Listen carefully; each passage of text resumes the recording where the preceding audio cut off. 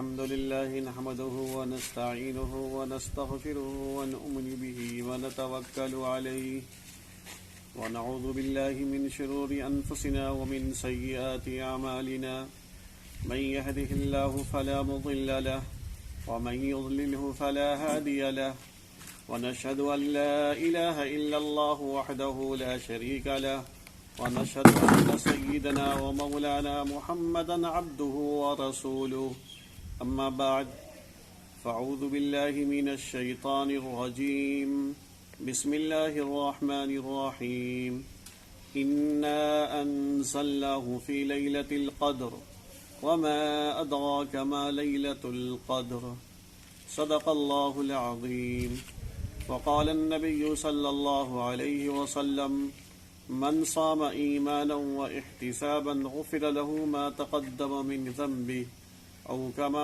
قال علیہ الصلاة والسلام۔ برادران اسلام، میری ماں بہنوں، السلام علیکم ورحمۃ اللہ وبرکاتہ۔ میں مفتی نظام الدین، امام و خطیب جامع مسجد کوچم پارپرا جیب، آپ کی خدمت میں رمضان المبارک کے مہینے کی آخر عشرے لیلۃ القدر اور اعتکاف کے سلسلے میں چند معروضات پیش کرنا چاہتا ہوں، آپ اسے بغور سماعت فرمائیں۔ چنانچہ میں نے آپ کے سامنے قرآن کریم کی جو ایک آیت پڑھی ہے، اللہ تبارک و تعالیٰ نے اس سورت کا نام لیلۃ القدر رکھا ہے۔ قدر کے معنی آتے ہیں عظمت کے۔ اللہ تبارک و تعالی اس مہینے کو باعظمت بنا دیا اس قرآن کریم کے نازل کرنے کی بنا پر۔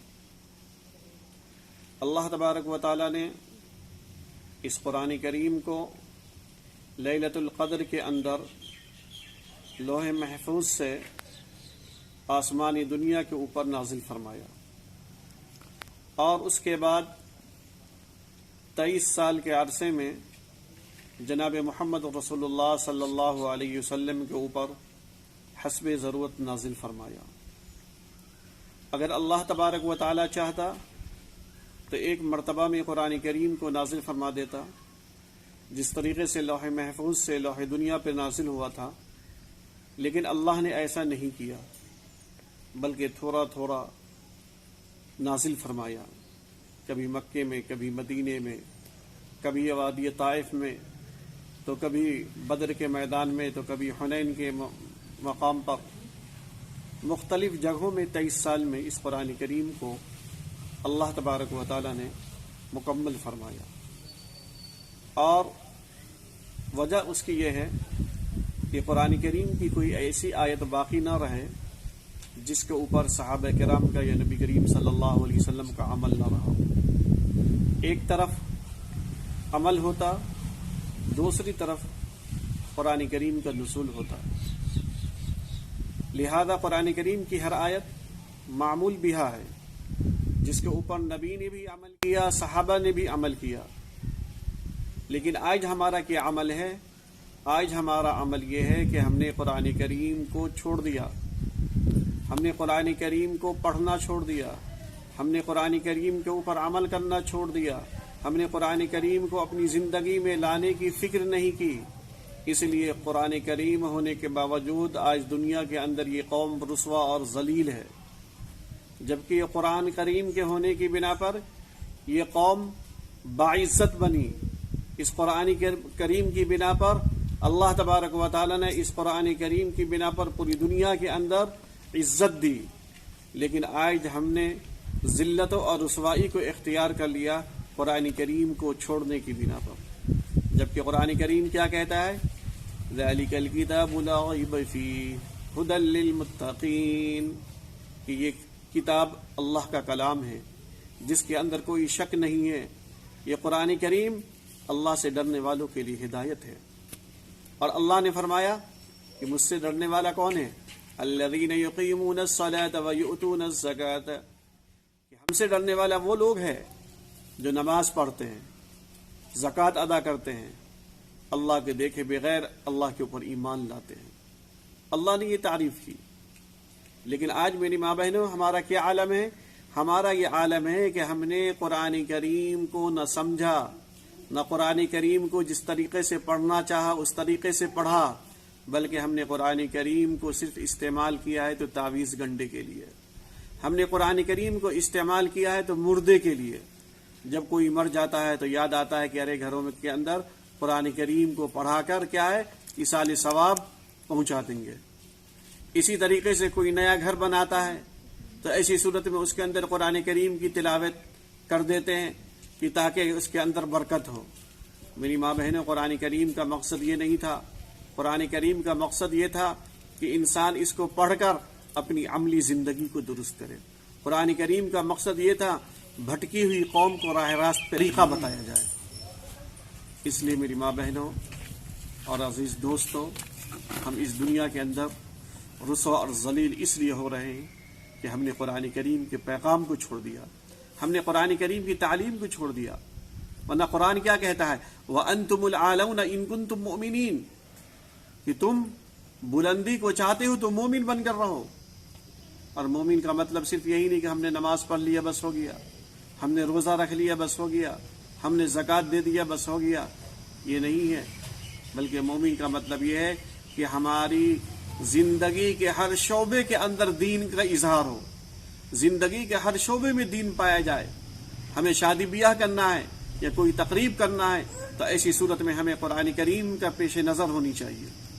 ہمیں کوئی تقریب منعقد کرنی ہے تو ہمیں نبی کریم صلی اللہ علیہ وسلم کے حیات زندگی کو دیکھیں گے کہ آپ نے کس طریقے سے خوشی کی تقریب منعقد کی ہے، کس طریقے سے غمی کی تقریب آپ کی یہاں منعقد ہوئی ہے۔ لیکن آج ہمارے اندر ان چیزوں کا اہتمام نہیں ہے۔ ہم کہنے کو مسلمان کہتے ہیں، لیکن ہم تہذیب و تمدن کے اندر یہودی اور نصارہ کو اختیار کرتے ہیں، جبکہ قرآن کریم کہتا ہے لَقَدْ كَانَ لَكُمْ فِي رَسُولِ اللَّهِ أُسْوَةٌ، کہ تمہارے لیے نبی کریم صلی اللہ علیہ وسلم کی ذات نمونہ ہے۔ کہ نبی کریم صلی اللہ علیہ وسلم کی ذات کو آئیڈیل بنانا ہے کہ نبی نے کس کس طریقے سے اپنی زندگی کو گزاری ہے۔ نبی نے باپ ہونے کے حیثیت سے کیا فرائض انجام دیے ہیں، نبی شوہر ہونے کے حیثیت سے کیا فرائض انجام دیے ہیں، نبی ایک داماد ہونے کے حیثیت سے کیا فرائض انجام دیے ہیں، نبی ایک خسر ہونے کے حیثیت سے کیا فرائض انجام دیے ہیں، نبی ایک رہبر ہونے کی حیثیت سے کیا فرائض انجام دیے۔ ان تمام فرائض کو سیکھنا یہ ہماری ذمہ داری ہے، لیکن میری ماں بہنوں آج ہم ان کو سیکھنے کے لیے تیار نہیں ہیں، ان کو سمجھنے کے لیے تیار نہیں ہے۔ ہمیں اپنی قبر کی فکر نہیں ہے، ہمیں اللہ تبارک و تعالیٰ کے سامنے جواب دہ ہونے کا احساس نہیں ہے۔ اس لیے ہماری زندگی ایسی طرز زندگی گزر رہی ہے کہ جس زندگی سے ہم خود کل قیامت کے دن نفرت کریں گے، جبکہ اللہ تبارک و تعالی 12 مہینوں کے اندر ایک مہینہ رمضان المبارک کا مہینہ عطا فرماتا ہے، لیکن اس مہینے کے اندر ہمارے کیا حالات ہیں؟ آج اکثر خواتین روزوں کا اہتمام نہیں کرتی، مرد حضرات روزوں کا اہتمام نہیں کرتے، ان کے گھروں کے اندر پتہ ہی نہیں چلتا ہے کہ رمضان آیا ہے۔ جس طریقے سے اور دنوں کے اندر کھانا بنتا ہے، اسی طریقے سے رمضان کے مہینے کے اندر بھی ان کے گھروں کے اندر کھانا بنتا ہے۔ ہم بچوں کو روزے کی تاکید نہیں کرتے ہیں، بچیوں کو روزے کی تاکید نہیں کرتے ہیں، جبکہ قرآن کریم کہتا ہے یا ایھا الذین آمنوا قوا انفسکم واہلیکم نارا۔ اللہ تعالیٰ قرآن کریم کے اندر فرماتا ہے کہ تمہارے لیے نبی کریم صلی اللہ علیہ وسلم کی ذات نمونہ ہے۔ تو ہم ایک مسلمان ہیں سچے پکے، تو ایسی صورت میں ہمیں نبی کریم صلی اللہ علیہ وسلم کے طرز زندگی کو اختیار کرنا پڑے گا۔ اگر نبی کریم صلی اللہ علیہ وسلم کی طرز زندگی کو اختیار نہیں کرتے ہیں تو ایسی صورت میں ہم حقیقی مومن کہلانے کے مستحق نہیں ہیں۔ آج دنیا کے اندر جتنے بھی مسلمان ہیں وہ صرف نام لیوا مسلمان ہیں۔ حقیقی مسلمان جس دن ہم بن جائیں گے اس دن ہمارا دنیا کے اوپر تسلط ہو جائے گا، کیونکہ قرآن کریم کا وعدہ سچا ہے، وَأَنْتُمُ الْعَالَوْنَ إِن كُنتُم مُؤْمِنِينَ، کہ تم بلندی کو چاہتے ہو تو مؤمن بن کر رہو۔ لہذا ہمیں نبی کریم صلی اللہ علیہ وسلم کی مکی زندگی کے اوپر غور کرنا پڑے گا، آپ کی مدنی زندگی کے اوپر غور کرنا پڑے گا کہ آپ کے اوپر لوگوں نے ایمان لایا تو ایمان لانے کے بعد اپنے آپ کو شریعت مطہرہ کے تابع بنا دیا کہ شریعت جو کہی اسی کے اوپر عمل کیا۔ شریعت کے خلاف صحابہ نے اپنی زندگی نہیں گزاری ہے. شریعت کے اوپر صحابہ نے اپنی زندگی گزاری تو اللہ نے اسے رضی اللہ عنہم ورضوا عنہ کا لقب دیا. اولئک هم الفائزون اولئک هم المفلحون کا لقب دیا.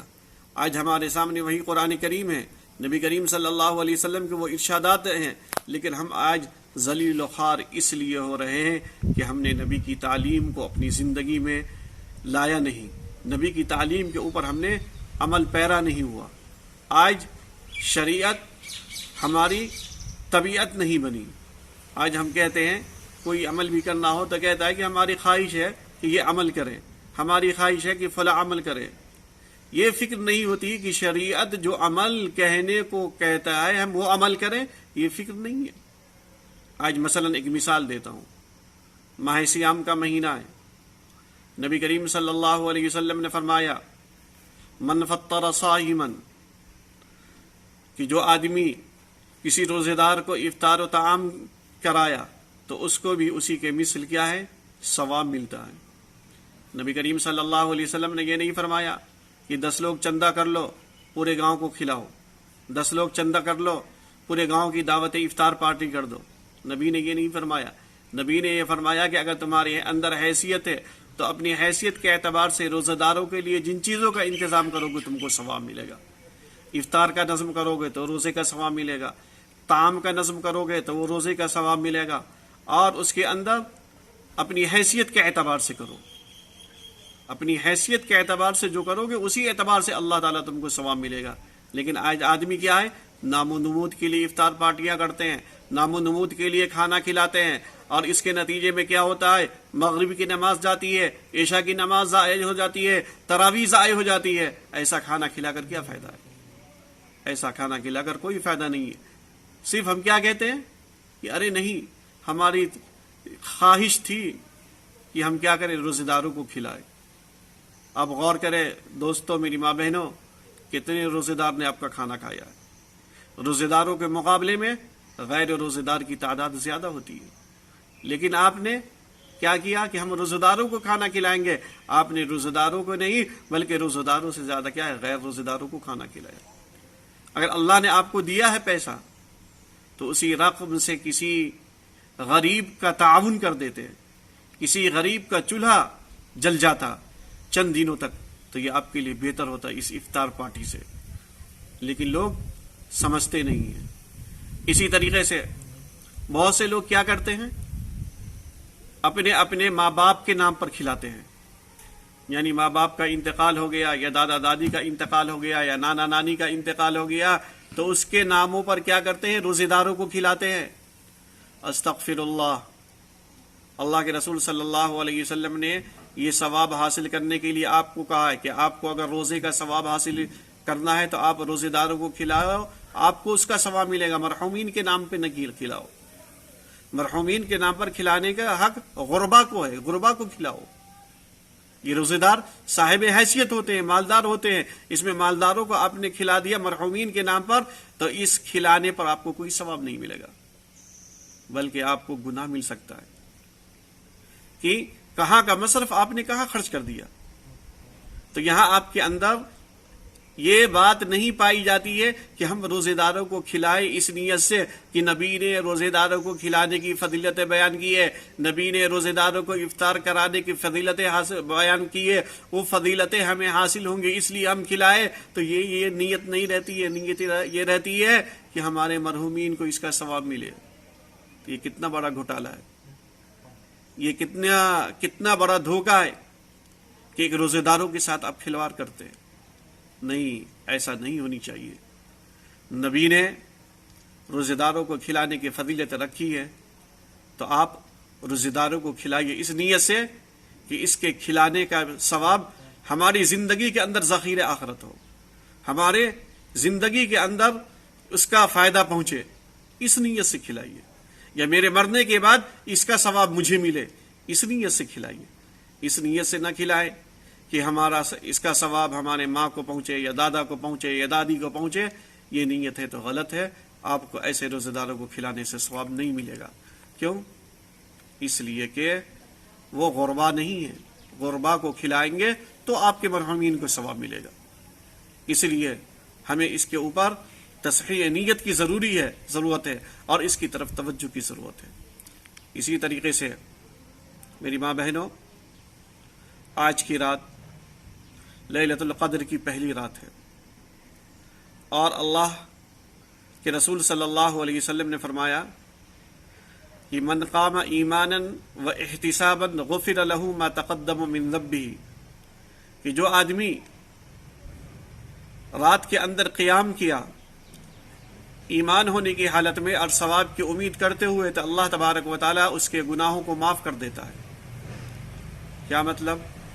اس حدیث کا مطلب یہ ہے کہ اس رات کے اندر ہم قیام لیل کریں، یعنی تہجد کا اہتمام کریں۔ اسی طریقے سے اس رات کے اندر ہم اپنا محاسبہ کریں کہ ہم سے ابھی تک کیا کیا غلطیاں ہوئی ہیں، اس غلطیوں کے اوپر نادم ہو، اس غلطیوں سے توبہ کر کر اللہ تبارک و تعالیٰ سے استغفار کرے، کیونکہ اللہ تبارک و تعالیٰ اس رات بے شمار لوگوں کو جہنم سے آزادی کا پروانہ عطا فرماتا ہے۔ تو اس لیے ہمیں اس رات اللہ تبارک و تعالیٰ سے استغفار کرنی چاہیے اور جہنم سے آزادی کی درخواست کرنی چاہیے، اور اپنے گناہوں پر ندامت کے آنسو کو بہاتے ہوئے پھر آئندہ گناہ نہ کرنے کا عزم کرنی چاہیے۔ میری ماں بہنوں اور عزیز دوستوں، اس سے پہلی رات جو گزری ہے شب برات کی رات گزری تھی۔ لاک ڈاؤن کی بنا پر وہ رات بھی آپ عبادت نہیں کر سکے، اللہ تعالیٰ نے اس رات کو متعین کر دیا اور لیلۃ القدر کو متعین نہیں کیا۔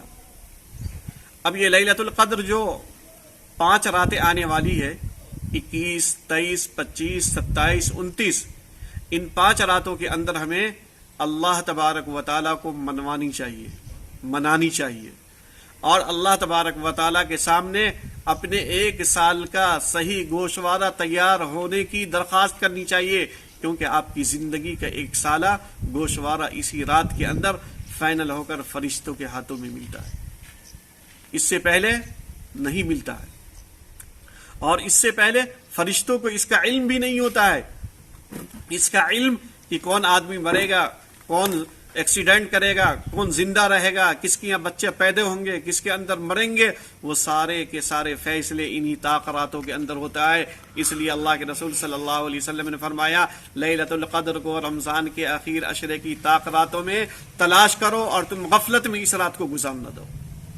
میری ماں بہنوں، اس عظیم الشان راتوں کو ہم غفلتوں میں گزار دیتے ہیں۔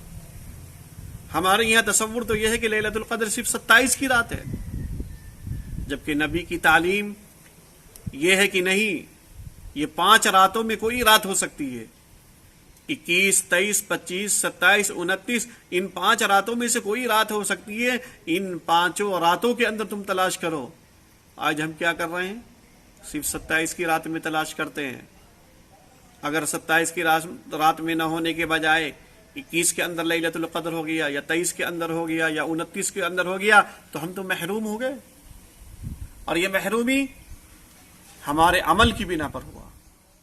اگر نبی کی تعلیم کے اوپر عمل کیے ہوتے، نبی کی حدیث کے اوپر عمل کیے ہوتے، خواہ وہ مرد ہو یا عورت، وہ ان کا طریقہ یہ ہوتا کہ ہم ان 5 راتوں کے اندر کیا کرتے تھے؟ لیلۃ القدر کو تلاش کرتے تھے، اور لیلۃ القدر کو تلاش کر کر ہم اللہ کے نزدیک باعزت ہو جاتے تھے، اللہ کے نزدیک ہماری عظمت بڑھ جاتی تھی، اللہ کے نزدیک ہماری قدردانی بڑھ جاتی تھی۔ اس لیے اس کو کیا کہتے ہیں؟ لیلۃ القدر کہتے ہیں، باعزت رات، قدردانی کی رات، کہ اس رات کے اندر بہت سے لوگوں کی عزت بڑھ جاتی ہے، اس رات کے اندر بہت سے لوگوں کی قدردانی بڑھ جاتی ہے، اس رات کے اندر بہت سے لوگ باعظمت بن جاتے ہیں۔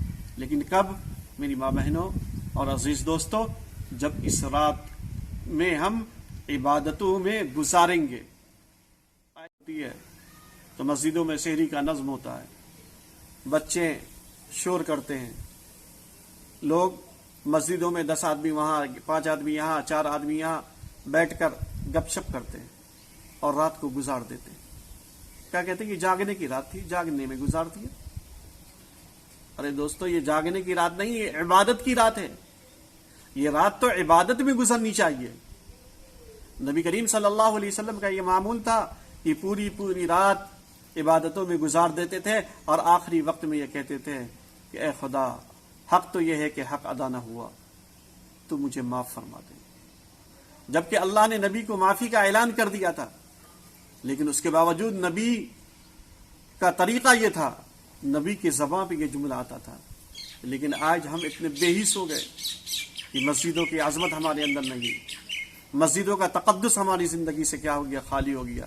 مسجدوں میں بیٹھ کر اس باعظمت رات کے اندر ہم گفت و شنید دنیاوی کرتے ہیں، ہنسی مذاق میں اس رات کو گزار دیتے ہیں، تو ہم اللہ کے نزدیک باعظمت کہاں بنتے ہیں؟ ہم تو اللہ کے نزدیک اللہ کی رحمتوں سے مایوس ہوتے جا رہے ہیں، اللہ کی رحمتوں سے دور ہوتے جا رہے ہیں۔ اس لیے ہمیں اس کی فکر کرنی چاہیے، اس کا خیال کرنی چاہیے۔ اس لیے اللہ تبارک و تعالیٰ نے یہ رات جو ہمیں دی ہے، اس لیے کہ ہم اس رات کے اندر عبادت کر کر اللہ کے نزدیک باعظمت بن جائے، اللہ کے نزدیک ہمارا قدر و منزلت بڑھ جائے، اللہ تعالیٰ کے نزدیک ہماری اہمیت بن جائے۔ اسی طریقے سے دوسری رات، جس رات کو لیلۃ الجائزہ کہتے ہیں، یعنی عید کی رات، اس دن ہمارا کیا عالم ہوتا ہے؟ عید کی خوشی میں وہ رات چلی جاتی ہے، جبکہ وہ رات ان تمام راتوں سے اور باعظمت رات ہے کہ اس رات کے اندر اللہ تبارک و تعالی ہمیں 1 مہینے کی عبادتوں کا نتیجہ اور اجرت دینے والا ہے، اور اس وقت ہم غائب رہتے ہیں۔ جب ہم اس وقت غائب رہیں گے تو ایسی صورت میں پھر اللہ تبارک و تعالیٰ کی توجہ ہماری طرف سے ہٹ جاتی ہے، اور اللہ تعالیٰ فرماتا ہے کہ اس بندوں کو ہماری عظمت کا خیال نہیں، اس بندوں کو ہماری قدر و منزلت کا خیال نہیں، اس لیے انہوں نے لاپرواہی کے ساتھ آج کی رات غائب ہے۔ اللہ تبارک و تعالیٰ ایسے شخص سے منہ پھیر لیتے، لہذا ایک مہینے کی عبادت کی ہوئی جس وقت مزدوری لینے کا وقت آیا، اس وقت ہم غائب ہو جاتے ہیں۔ اس لیے دوستو، لیلۃ الجائزہ اس رات کو کہتے ہیں، اس رات میں بھی ہمیں کیا ہونی چاہیے؟ غائب نہیں ہونی چاہیے، بلکہ اللہ تبارک و تعالیٰ سے بھیک مانگنی چاہیے، اور اللہ تبارک و تعالیٰ کی طرف سے مغفرت کا وقت قریب آ رہا ہے، اس لیے اللہ سے اور ہمیں قریب ہونی چاہیے، اور ہمیں یہ احساس ہو جانی چاہیے کہ اب اللہ کی طرف سے ہماری مغفرت کا اعلان ہونے والا ہے، اس لیے ہم اللہ کے دربار پر گرے رہیں، پڑے رہیں، اور اس وقت تک ہم اللہ کے دربار سے نہ ہٹیں جب تک کہ اللہ کی طرف سے ہماری معافی کا اعلان نہ ہو جائے۔ یہ ہمارے ذہن میں ہونی چاہیے۔ اسی طریقے سے دوسری عبادتیں جو اس عشرے کے اندر کی جانے والی ہے وہ اعتکاف ہے۔ اعتکاف، دوسرا مسئلہ آتا ہے اعتکاف کا، کہ اللہ تبارک و تعالیٰ نے، اللہ کے رسول صلی اللہ علیہ وسلم نے، جناب محمد رسول اللہ صلی اللہ علیہ وسلم نے رمضان کو 3 عشرے میں تقسیم کیا۔ ایک رحمت کا وہ گزر گیا، دوسرے مغفرت کا وہ گزر گیا، تیسرے جہنم سے آزادی کا عشرہ ہے۔ اس عشرے کے اندر جناب محمد رسول اللہ صلی اللہ علیہ وسلم نے لیلۃ القدر کو حاصل کرنے کے لیے اعتکاف کا اہتمام کیا تھا۔ اعتکاف اس کی 3 قسمیں ہیں۔ نمبر 1 اعتکاف علی الوجوب، نمبر 2 اعتکاف فرض علی الکفایہ، نمبر 3 اعتکاف مستحب۔ اعتکاف علی الوجوب کسے کہتے ہیں؟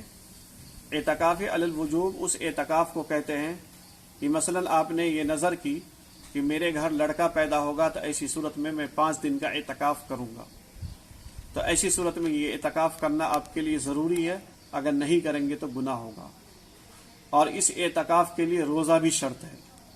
اگر آپ نے نظر کیا ہو کہ میں 5 دن کا اعتکاف کروں گا تو وہ اعتکاف روزے کے ساتھ کرنا پڑے گا۔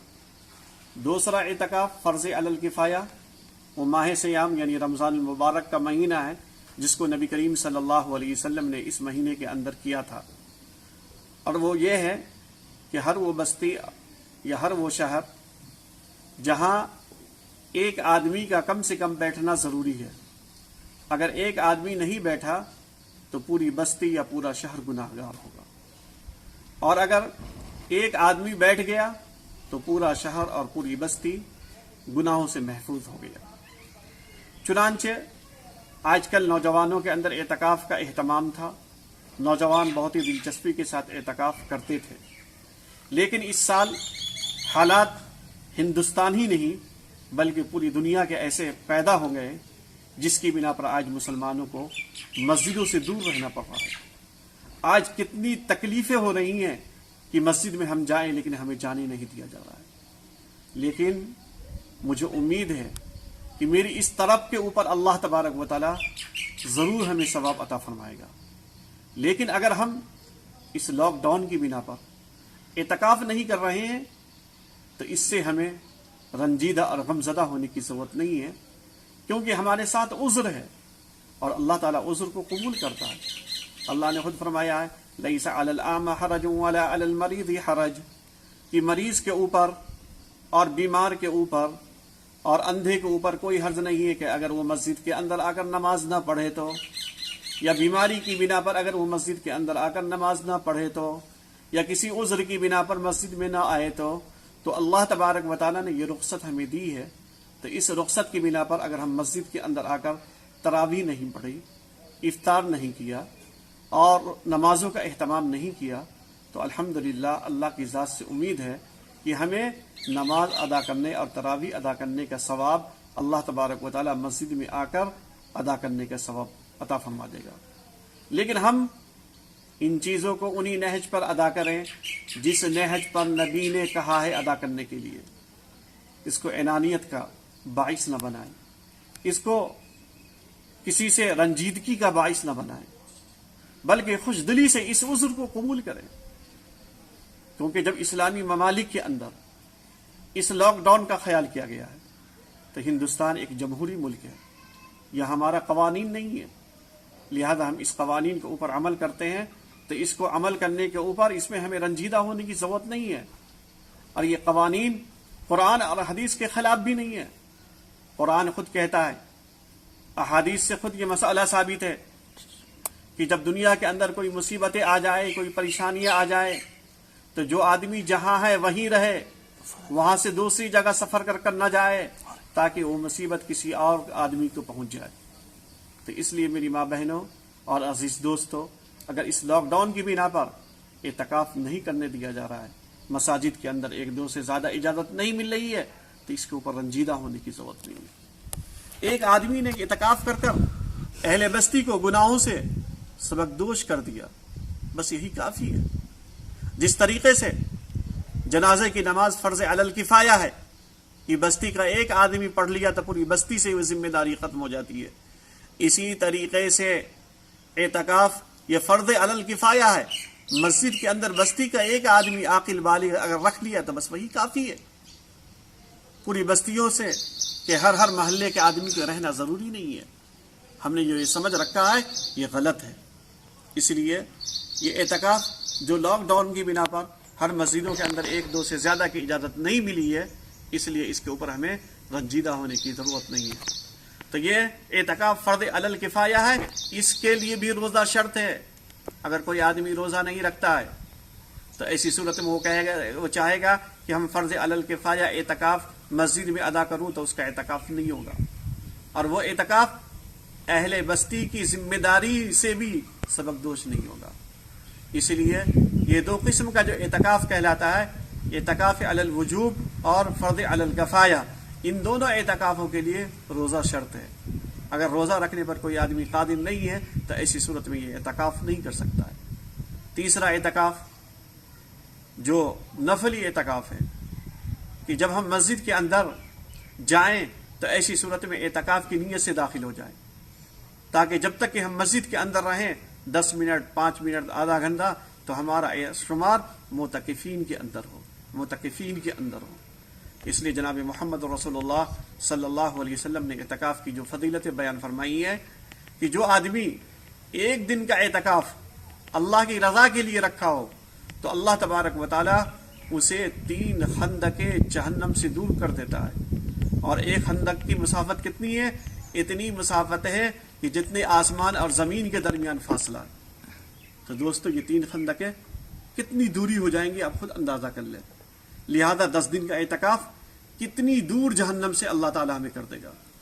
تو اس لیے ان فضائل کو جب امت مسلمہ نے سنا، اس کو سمجھا، تو اعتکاف کی فضیلت ان کی زندگی کے اندر آئی، اور بے شمار اب نوجوان طبقہ بھی اس اعتکاف کو کرنے کی خواہش رکھتے ہیں، لیکن اس مرتبہ یہ عذر ہے، اس عذر کی بنا پر اپنی خواہشات کو روک لیں۔ انشاءاللہ خواہش ہے تو اللہ تبارک و تعالی اس خواہش کے اعتبار سے آپ کو ضرور اس کا اجر و ثواب عطا فرمائے گا۔ اب دوسرا مسئلہ آیا خواتین کا، کہ کیا خواتین بھی اعتکاف کر سکتی ہیں یا نہیں؟ تو ہاں، خواتین بھی 10 دن کا اعتکاف کر سکتی ہیں، اور خواتین کی کہ وہ اپنے گھروں کے اندر کسی ایک حجرے کو متعین کر لیں اور اسی حجرے کے اندر وہ رہیں، اس حجرے سے باہر اگر نکلیں گے کسی ضرورت کے بغیر تو ایسی صورت میں کیا ہے، اس کا اعتکاف باطل ہو جائے گا، پھر اسے اس کی قضا کرنی پڑے گی۔ اب عورت کیا کرے گی؟ اگر زمین کے اوپر اس کو سونا تکلیف دہ ہے تو جس روم کے اندر وہ اعتکاف پر بیٹھی ہے اس روم کے اندر وہ کیا کر سکتی ہے، تخت یا چارپائی بھی رکھ سکتی ہے اور اس کے اوپر سو بھی سکتی ہے، لیکن اس کو باہر نکلنے کی اجازت نہیں ہے۔ باہر صرف ایک ضرورت کی بنا پر نکلیں گے، یعنی پیشاب و پیخانہ کی ضرورت ہو تب وہ اپنے حجرے سے باہر نکلیں گی، اور ان ضروریات کو پورا کر کر فوراً اپنے حجرے کے اندر واپس آ جائیں گی۔ یہ نہیں کہ وضو کر رہی ہیں تو گفتگو کر رہی ہیں، پیشاب و پیخانہ کے لیے گئے تو تھوڑی دیر رک گئے، اگر تھوڑی دیر بھی رک گئے تو آپ کا اعتکاف باطل ہو جائے گا، پھر آئندہ اس کی قضا کرنی پڑے گی۔ اسی طریقے سے معتکفین اگر خواتین ہیں تو ان کو اس بات کا لحاظ رکھنا پڑے گا کہ آپ اپنے گھر کے چوکھٹ پر بیٹھ کر کسی سے گفتگو نہ کریں گی۔ اگر آپ کے گھر میں آپ رہبر کی حیثیت سے ہیں تو کسی چیز کی کوئی ضرورت ہوگی تو وہ خود اگر آپ سے پوچھیں گی، آپ بتلانے کے لیے باہر نہیں جائیں گی۔ یہ نہیں کہ ہم گھر میں حکم دینے کے لیے باہر گئے تھے، بچیوں کو سمجھانے کے لیے، بچوں کو باہر سمجھانے کے لیے گئے، ایسا نہیں ہے۔ اگر بچوں کے آپ کی ضرورت ہو، بچیوں کو آپ کی ضرورت ہو تو وہ آ کر آپ سے ملنے گی، تھوڑی دیر گفتگو کر لینا، پھر چلے جانا۔ اب رہا یہ مسئلہ کہ معتکفین اعتکاف کی حالت میں کیا کیا عمل کرے، تو سب سے پہلے قرآن کریم کی تلاوت کرنا۔ قرآن کریم کی تلاوت کرنا اللہ سے گفتگو کرنا ہے، اور قرآن کریم کی تلاوت سب سے پسندیدہ عمل ہے، وہ کرے۔ اس کے بعد صلاۃ التسبیح کا اہتمام کرے، تہجد کی نماز کا اہتمام کرے، ذکر کا اہتمام کرے، استغفر اللہ کی کثرت کرے۔ ان عبادتوں کا اہتمام معتکفین کو کرنی چاہیے۔ اسی طریقے سے معتکفین اگر باوضو ہے تو پھر دوسری نماز کے لیے وضو کرنے کی اس کو ضرورت نہیں ہے، یہاں تک کہ فقہ نے لکھا ہے کہ وضو ہونے کے باوجود اگر وہ باہر جا کر وضو کرتا ہے تو ایسی صورت میں کیا ہے، اس کا اعتکاف باطل ہو جائے گا۔ تو اس لیے اس کے اوپر احتیاط کریں گے کہ اب کیا ہے، وضو ہے تو وضو کے لیے باہر نہیں نکلیں گے۔ اسی طریقے سے عام طور پر خواتین یہ مسئلہ پوچھتی ہیں کہ کیا اعتکاف کی حالت میں ہم تھی اور اس حالت میں اگر حیض آ گیا تو کیا حکم ہے؟ تو ایسی صورت میں آپ کا اعتکاف باطل ہو جائے گا، پھر آئندہ سال آپ کو اپنے اعتکاف کی قضا کرنی پڑے گی۔ لیکن اگر اس حیض کو روکنے کے لیے دوائی کا استعمال کر لی تو کیا یہ استعمال کرنا درست ہے؟ تو اگر اس دوا کے استعمال کرنے کی بنا پر آپ کی صحت کے اوپر کوئی نقصان دہ نہ ہو تو اس دوا کا استعمال کر سکتی ہیں، اور اگر صحت کے لیے نقصان دہ ہو تو ایسی صورت میں اس دوا کا استعمال نہیں کرنا۔ تو یہ خواتین کے سلسلے میں اعتکاف کا مسئلہ ہے کہ خواتین اپنے گھروں کے اندر اعتکاف کریں تو اس طریقے سے کریں۔ تو یہ چند اعتکاف کے مسائل تھے جو ہم نے آپ کے سامنے پیش کیا۔ اب رہا یہ مسئلہ، اگر اعتکاف اپنے گھروں کے اندر کر لے تو کیا درست ہے؟ تو مردوں کا اعتکاف گھروں کے اندر نہیں ہوتا ہے، مردوں کا اعتکاف اس مسجد کے اندر ہوتا ہے جس مسجد کے اندر 5 وقتہ نماز ادا کی جاتی ہے۔ جس مسجد کے اندر 5 وقتہ نماز ادا نہیں کی جاتی ہو اس کے اندر اعتکاف نہیں ہوتا ہے۔ اس لیے مرد حضرات گھروں کے اندر اعتکاف نہیں کریں گے۔ آپ اعتکاف کریں گے تو آپ کا اعتکاف نہیں ہوگا۔ ہاں، قیام لیل آپ کر سکتے ہیں، راتوں کے اندر عبادتوں کا اہتمام کیجئے، پوری رات عبادتوں میں گزار دیجئے، اس کے اندر کوئی حرج نہیں ہے۔ تیسرا مسئلہ اب ہمارے سامنے آنے والا ہے لاک ڈاؤن کی بنا پر، کہ لاک ڈاؤن کی بنا پر عید کی نماز کس طریقے سے ادا کی جائے گی۔ عید الفطر کا ہے کہ عید الفطر کی نماز کس طریقے سے ادا کی جائے گی۔ اگر اس لاک ڈاؤن کی بنا پر حکومت کی جانب سے اجازت نہ ملے تو کیا کریں گے؟ تو بھائی اگر حکومت کی جانب سے اجازت نہیں ملیں گی تو ایسی صورت میں اس مسئلہ کو اختلافی مسئلہ نہ بنائیں گے۔ نبی کریم صلی اللہ علیہ وسلم کا ارشادات ہے، اس ارشادات کی روشنی میں ہمیں عمل کرنا ہے۔ وہ کیا ہے کہ اگر لاک ڈاؤن کی بنا پر یا کسی عذر کی بنا پر یا کسی مجبوری کی بنا پر اگر کوئی آدمی عید الفطر کی نماز ادا نہیں کر سکا تو اس کا حکم یہ ہے کہ اس دن شکرانہ نماز پڑھ لے، بطور شکرانہ 4 رکعت پڑھ لے، یا نہیں تو اشراق کی نماز پڑھ لے، بس وہی کافی ہے۔ عید الفطر کی نماز کا ادا کرنا یہ ضروری نہیں ہے، لہذا اگر اجازت مل گئی تو بخوشی خوشی ہم عید الفطر کی نماز ادا کریں گے، اور اگر اجازت نہیں ملی تو ایسی صورت میں اس دن اشراق کی نماز 4 رکعت پڑھ لیں، یا نہیں تو پھر شکرانہ 4 رکعت پڑھ لیں، بس یہی ہمارے لیے کافی ہے۔ اسی طریقے سے بہت سی خواتین عید الفطر کی نماز ادا کرتی ہے۔ نہیں، عید الفطر کی نماز خواتین کے لیے نہیں ہے، ناجائز ہے۔ ارے میری ماں بہنوں، جب اللہ نے جو چیز آپ کو مکلف نہیں بنایا، اللہ کے رسول نے، اس چیز کا آپ مکلف ہونے کی کوششیں کیوں کر رہی ہیں؟ اس کے اندر خیر نہیں ہو سکتا ہے۔ اس دن اللہ کی طرف سے مہمان نوازی کا دن ہے، اس دن آپ مہمان نوازی کیجئے، اچھا پکائیے، کھائیے، کھلائیے۔ اور اگر آپ کو نماز ہی پڑھنے کا بہت شوق ہے تو شکرانہ 2 رکعت نماز پڑھ لے، بس وہی کافی ہے۔ آپ کے لیے تو مغفرت کا اعلان اللہ تعالیٰ عید کی نماز ہوتے ہی کر دیا جاتا ہے، اور آپ کے پڑھے بغیر، لہذا عورتوں کے لیے کوئی مسئلہ نہیں ہے۔ عورتیں اگر چاہیں گی تو ایسی صورت میں وہ کیا کریں گی؟ شکرانہ 2 رکعت پڑھ لیں گی، یا نہیں تو اشراق کی نماز پڑھ لیں گی۔ عورتوں کے لیے عید کا کوئی مسئلہ نہیں ہے، مردوں کے لیے یہی ہے کہ اگر اجازت ملے تو ادا کریں گے، اور اگر اجازت نہیں ملے تو ایسی صورت میں کیا کریں گے؟ شکرانہ 4 رکعت اشراق کی نماز پڑھ لے، یا نہیں تو شکرانہ 2 رکعت نماز ادا کر لے، بس یہی کافی ہے۔ اس کے بعد تیسرا مسئلہ یہ ہے کہ آپ لوگ صدقہ فطر ادا کر دیں گے نماز کی ادائیگی سے پہلے تو نماز کی ادائیگی کا مسئلہ بہت بڑا پیچیدہ ہے، تو آپ لوگ صدقہ فطر ادا کر دیں۔ اب ہر آدمی کیا کرتا ہے؟ صدقہ فطر گیہوں کا ہی ادا کرتا ہے۔ نہیں میری ماں بہنوں، یہ بہت ہی ناقدری ہے۔ اللہ نے جو آپ کی حیثیت جو رکھی ہے، اسی حیثیت سے صدقہ فطر ادا کرے۔